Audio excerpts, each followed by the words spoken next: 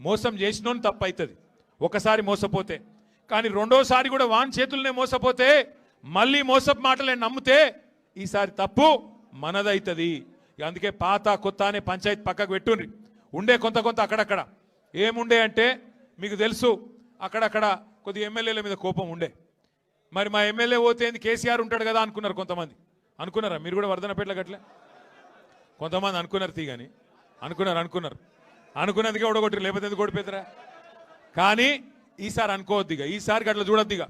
ఈసారి కారు గుర్తు మీద ఎవరొస్తే వాళ్ళే కేసీఆర్ పంపించిండు, ఆయనకే ఓటెత్తామనాలి తప్ప ఇక కోడిగుడ్డు మీద ఈకల్ వయసు కూడా బంద్ చేయాలి. ఈయన మంచోడా చెడ్డోడా, ఈయన దొడ్డుగున్నాడా సన్నగున్నాడా పొట్టిగున్నాడా పొడుగున్నాడా అన్ని కేసీఆర్ సార్ చూసుకొని టికెట్ ఇస్తాడు. కాబట్టి ఈసారి మాత్రం కారు గుర్తు మీద ఎవరైనా వస్తే గులాబీ కండువా కప్పుకొని ఇక కేసీఆర్కే ఓటేస్తున్నా అనుకొని, అది గల్లీ ఎలక్షన్ అయినా ఢిల్లీ ఎలక్షన్ అయినా ఒకటే ఆలోచన చేయాలి, గట్టిగా గుద్దాలి.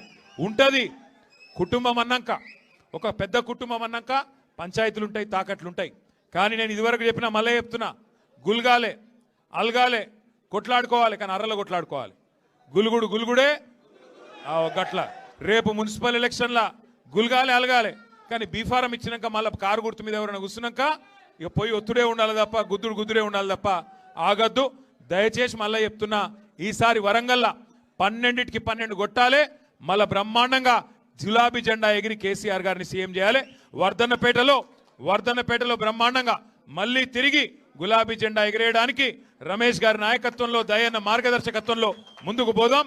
తప్పకుండా మంచి ఫలితం తీసుకుందాం.